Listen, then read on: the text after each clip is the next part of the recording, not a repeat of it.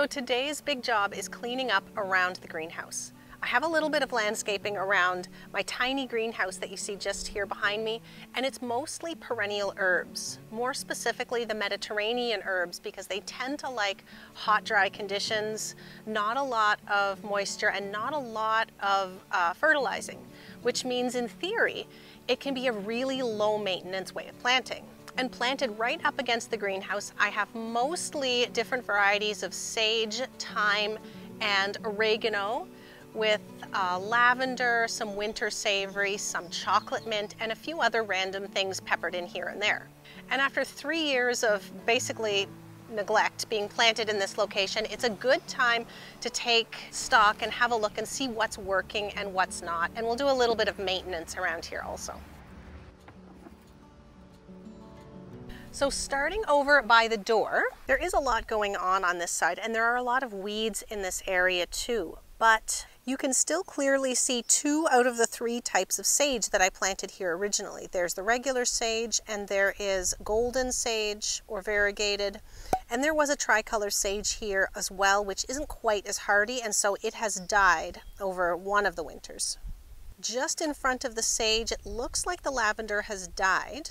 But if we get in a little bit closer, we see there is some new growth in there. And this is a weed that needs to be cut back. So I'm going to cut back all of that old dead growth. We're going to see if we can salvage what has come up closer to the center there, make this look nicer again. And the same thing with the sage. We need to cut out all that dead growth and get rid of that horsetail that is relentless in this part of the garden. Just over there you see the chocolate mint. That is looking great. And next to it, this is the winter savory, which has spread from one plant just here in the corner. It's come over about 14 inches, and it's taken about 3 years to do that. So this just spreads nicely. It's not even rooted into the ground underneath at this point yet. Spreads slowly and nicely, takes up a good amount of space. This is 3 years growth too, don't forget, and I have been cutting it back quite hard, and oh, if you could only smell that. Exactly the same as summer savory, but perennial, at least here in zone 6. I have a weed bucket. The tricky thing about this time of year is there is so much to do, putting most of my energy into planting and weeding, and I have been starting to work on the perennial beds, but I haven't done a thing to this one yet. So I don't need this yet. Now this horsetail, this is common horsetail. It's one of our most prolific weeds here. It spreads through rhizomes under the ground, and it's really hard to get all of it when you have plants in place. But if you're good at pulling them up, and if you reach right down to the base and pull, you can sometimes get a good chunk of that rhizome. Other than this horsetail, I don't see a ton of weeds. There's actually quite a bit of Verbena bonariensis coming up here. I can't remember if it was last year or the year before that I had quite a bit of this growing. I think it was last year. It is beautiful, but it does seed itself around quite a bit. It's also so nice to work around the herbs because that smell, whenever you rub your hands across the foliage, that smell just comes up. This is the sage.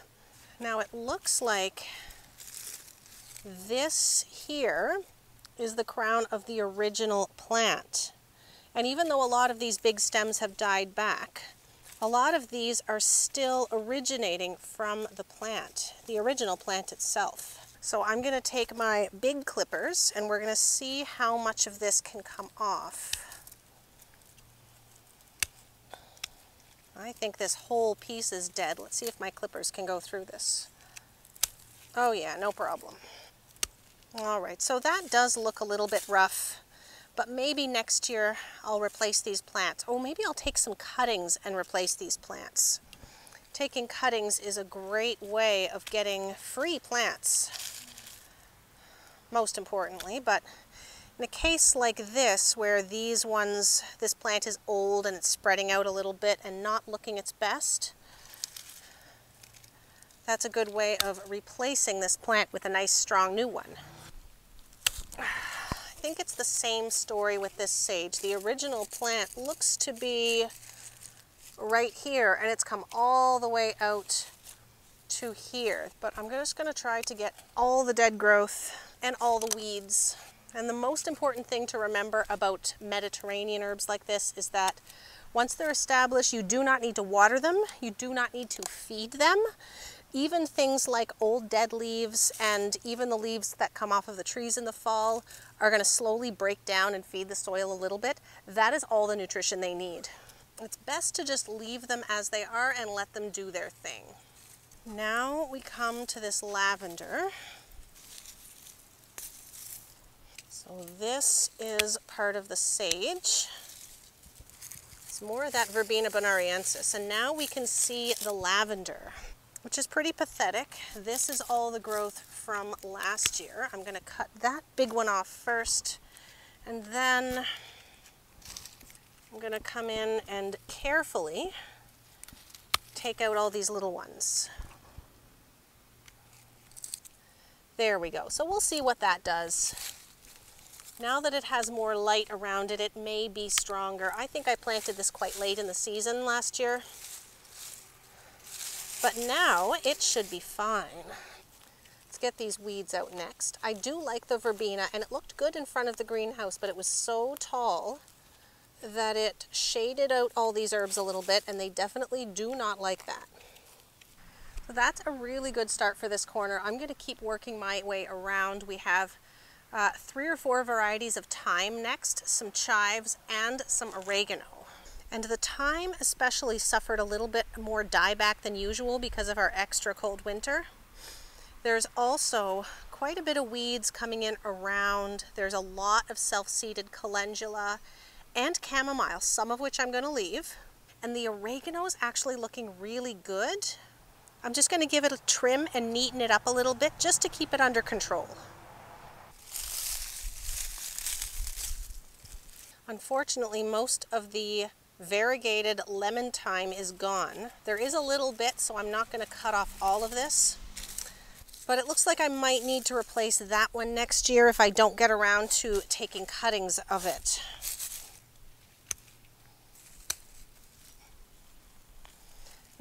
So some of these calendula I'm going to leave, not the ones in front of the thyme though, because they'll provide too much shade.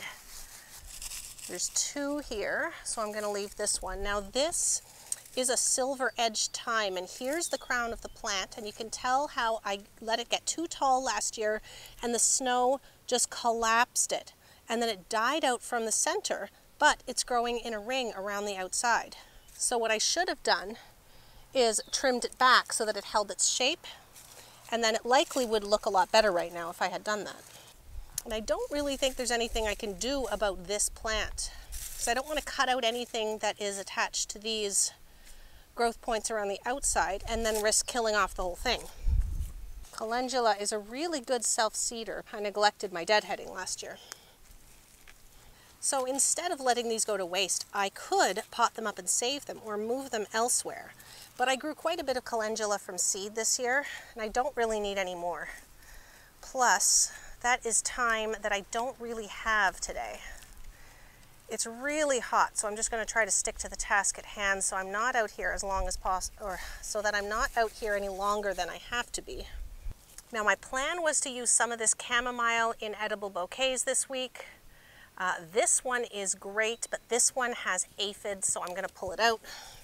You can definitely tell that I grow a lot of herbs when the majority of my weeds are herbs. Well, herbs and calendula.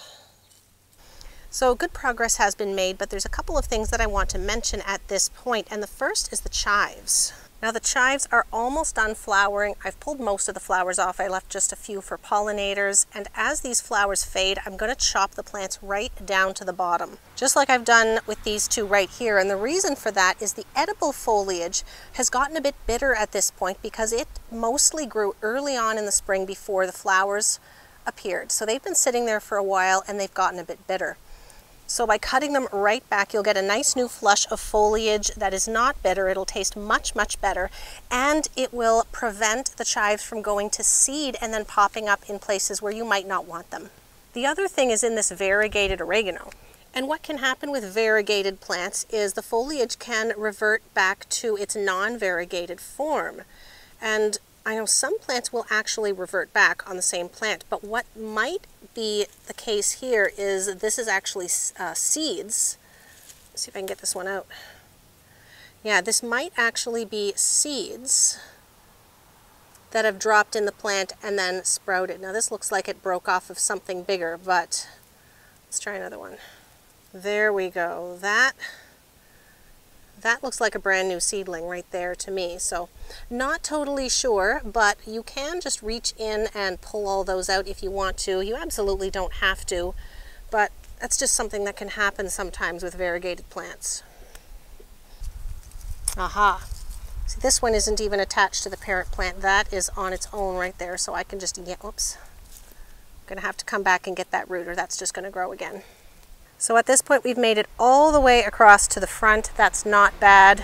My goal at this point is just to provide a little bit of separation between the different varieties like here, because they can easily grow into one another and then become a big tangled up mess.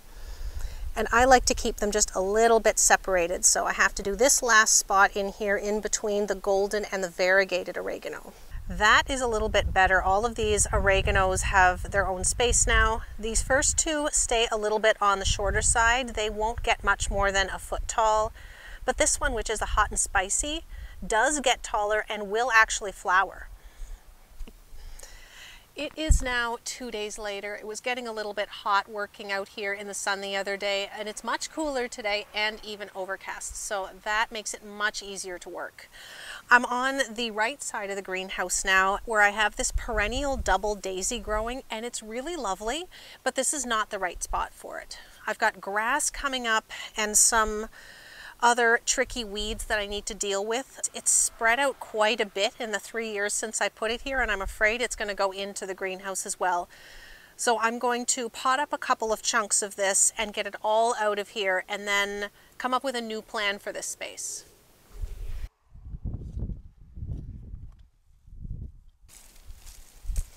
I think each one of these is going to make a decent sized plant.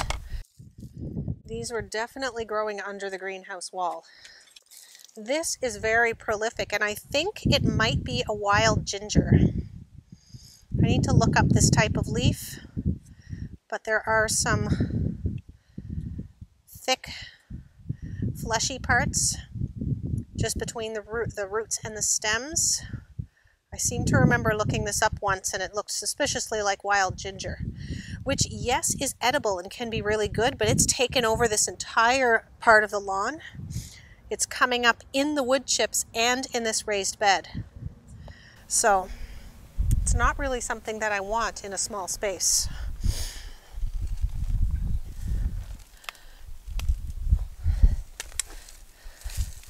There is, however, a beautiful red anemone in here. There's the foliage of that anemone, and it did flower really nicely earlier on in the spring. At least half a dozen flowers, even though it's buried deep in this large thing here. But we're going to see if we can separate it successfully as we get these daisies out. The chunks are coming out fairly easily, at least. A couple at a time. So this might take me a little while, but it's not being overly difficult. I got half of this daisy out of here, and now we can see if we can rescue this anemone. We had a good day of rain yesterday, and this is so much easier when the soil is moist instead of dry, as it gets quite rock hard when it's dry. So bits of this daisy, and there's that wild ginger. Oh, there's another one. Okay, that is daisy. That is daisy. That is anemone. Oh, there we go. Oh, did I get it? Yes, I got it. That's a nice little clump. I may have to cut the foliage off and pot it up and let it recover. At this point, the foliage is going to die back very soon, and leaving it on there is just going to stress the plant when we've damaged the roots. Yeah, the rest of this is all daisy. I should stress that there are quite a few varieties of daisy that are way better behaved than this. This one here is just not one of them. So I got my anemone. We're going to get rid of the rest of this next.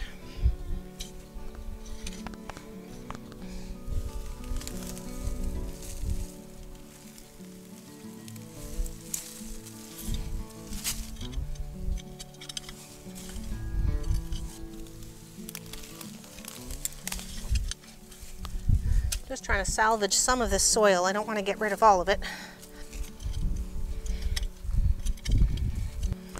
So ideally I'd like to put some perennial herbs in this area, but I think for this year I'm going to stick to annuals mostly because of these spreading weeds that I want to make sure I completely get rid of them. That wild ginger is going to be a big one. So what I have here is, the Latin name is Monarda citriodora, and the common name listed is lemon bergamot. Now the common name tends to vary with this. I'm pretty sure it's the same plant that I hear people calling lambada. So Monarda is basically bee balm, but bee balm tends to encompass a lot of different plants. I have 3 varieties in the front yard that are perennial. This is definitely not a perennial, although I believe it'll overwinter as a biennial to zone 7, and we are zone 6. So I am going to fall plant some this year though, just to see what happens. But I'm going to put this tray here. Now I've just broadcast sown this tray, so they're a little bit tangled. But I'm going to separate them and put them right here in this area. And that way when they come out in the fall, it'll give me the opportunity to go through this soil again and amend it a little bit. That is a slug. Buy me a little bit of time to think about my plan more carefully too.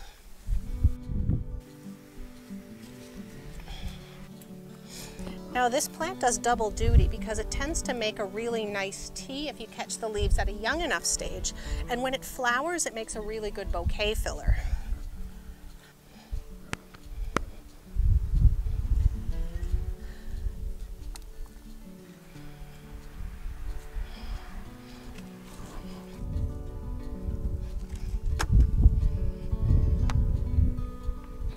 So with the planting done, the last thing I have to do today is spread some nice new mulch. I'm going to put some cardboard down back there too, just to help stop the spread from that wild ginger, and we're going to make it look all nice and fresh and new.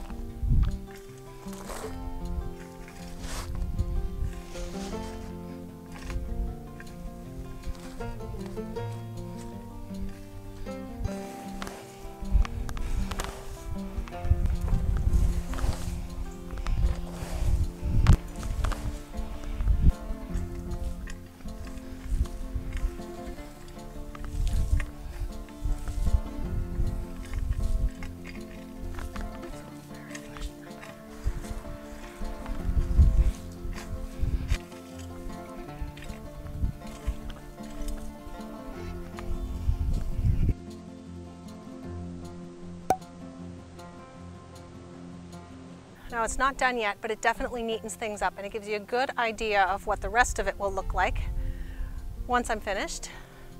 That looks so much better. It's nice and manageable. I didn't want to put the mulch all the way up into the plants because the plants are still young and the wood chips aren't totally broken down, so they could tie up some nitrogen in the soil and lead to those plants becoming deficient. So we're going to leave them just like that and then maybe top dress with some compost a little later on in the season. Along the side of these raised beds, these are Nigella seedlings, so I'm hoping that the wood chips won't affect those too much, but they should be deeply rooted enough that they should be okay. There's a bunch of Nigella growing in these daffodils too, and I didn't start any this year, so that's really good. Now back here, I've left this because I'm going to keep going. Ignore the ugly rain barrel. Behind the greenhouse is definitely a functional space. And as you can see, we have a bit of a problem with a fence falling down, and the biggest issue is that our property line is actually 8 feet behind this fence, so we're still fighting to get this moved. But this pathway is going to continue at least to here, if not farther, and likely result in a nice little seating area under this tree. But back here is where I put plants to harden off because it's sheltered from the worst of the hot sun, and some seedlings that get taken to the farmer's market, and I really need to clean and neaten up underneath this table as well. Well, it's not done, but I am definitely happy with the progress so far. It's looking really, really nice. I can't say the same for the inside of the greenhouse, but that's going to be a different project and a different video. So thank you so much for watching, everybody, and I will see you next time.